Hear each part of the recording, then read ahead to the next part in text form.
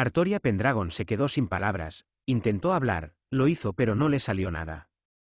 Aston era un caballero sin antecedentes de renombre que había estado entre los primeros en responder a su llamado, cuando ella era solo una alegre adolescente y la sirvió hasta sus momentos finales y los de ella. Inicialmente, como la gobernante perfecta y codiciosa, había descartado el hecho mismo de ser mujer, pero eso cambió tan pronto como tomó la decisión. ¿Cómo no podría?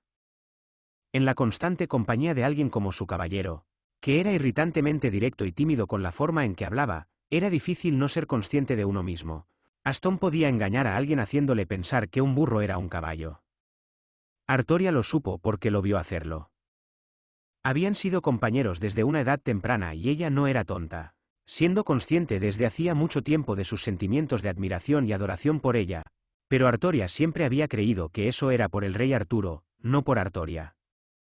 Entonces, ahora que lo había dejado tan dolorosamente claro, el rey no supo qué decir aparte de que ella no merecía tal cosa.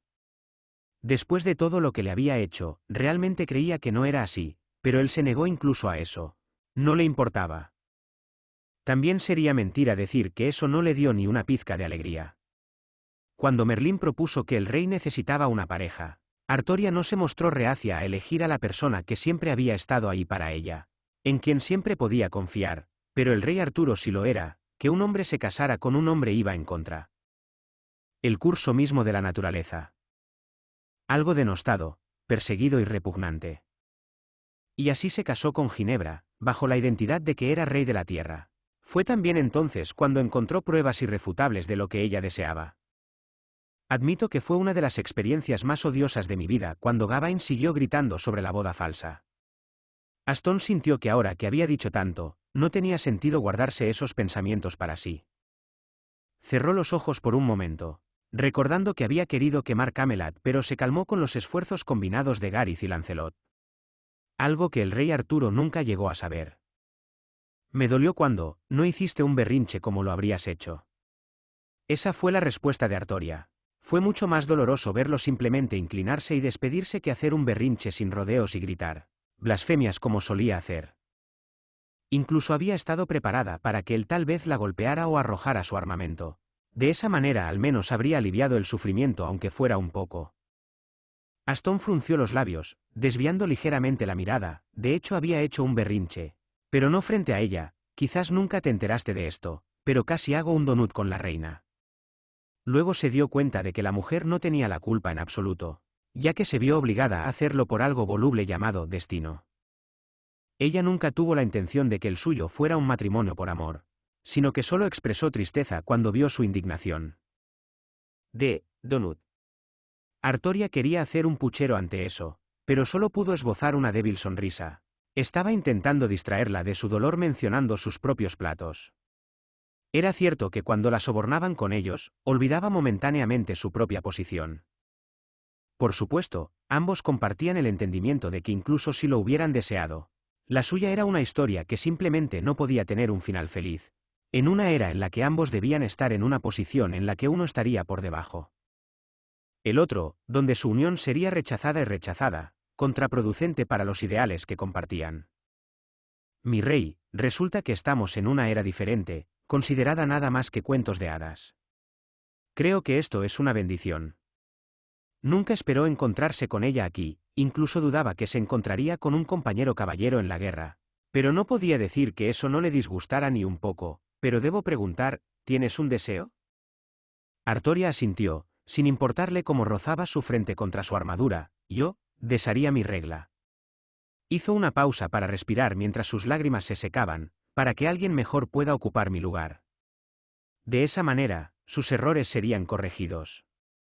Todo el sufrimiento por el que había hecho pasar a todos y los actos de odio que cometió se convertirían en polvo. ¿En el viento? Para que nuestro pueblo pueda prosperar verdaderamente. De esa manera, ella no sería rey sino una simple escudera, tal vez de menor estatus. Tal vez conocería a un caballero de cabellos ardientes cansado del combate y atendería sus heridas. Tendría una familia, viviría sus días en paz y pasaría rodeada de aquellos a quienes apreciaba. De esa manera, esta culpa arraigada en su corazón no estaría presente. De esa manera no tendría que odiarse a sí misma. De esa manera no tendría que traicionar a aquellos que apreciaba, Esowa. Tendré que expresar mi desacuerdo con eso, mi rey. Aston miró hacia abajo y sus ojos esmeralda se encontraron con los de un azul apagado. Créelo desde mi humilde ser, como alguien que estuvo ahí desde el principio hasta el final. La tuya fue una regla espléndida. Por eso tantos podían dar sus vidas sin una onza de vacilación. Liberaste al pueblo, les diste la utopía que deseaban. Fue su culpa entonces que no les agradara un rey supuestamente demasiado perfecto, lo hiciste bien. Artoria era trabajadora, desinteresada, pragmática y sin avaricia, pero Aston sabía que estaba lejos de ser perfecta. Llegó a odiarse a sí misma y se convirtió en alguien tan desinteresada que perdió toda autoestima. Malditos sean los tontos que tomarían las armas contra alguien que había dado y perdido tanto por ellos. Veo. Susurró Artoria, con la mirada baja, no debería haber importado lo que dijera. Su opinión no debería haber importado en comparación con los hechos que ella conocía y lo que vio, pero sí lo hizo. No entendía por qué, o tal vez lo entendía pero no podía aceptarlo. Sus palabras le dieron la aprobación y la liberación que Artoria buscaba desesperadamente en la segunda mitad de su vida. La aprobación de las masas se había apagado y perdido su significado cuando se enfrentaba a la dureza de la realidad, pero por alguna razón. Las suyas nunca perdieron el lugar que ocupaba. Firmemente durante mucho tiempo. Una pequeña y débil sonrisa cruzó los labios del rey que había caído en la traición de sus seres queridos. Dice que me ofreció lo único que le quedaba, Sir Aston.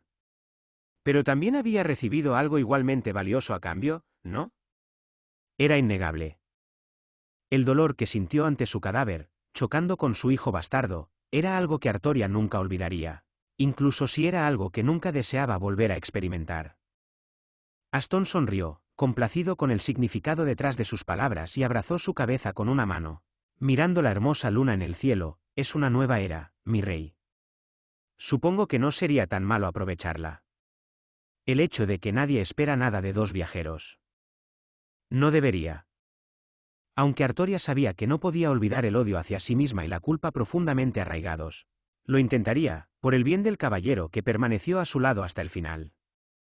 Bacet Fraga MC Remit sintió como si hubiera visto algo que no debía ver y estaba nerviosa por la mujer que, aparentemente, se había olvidado de su existencia, tal vez por tristeza, tal vez por alegría.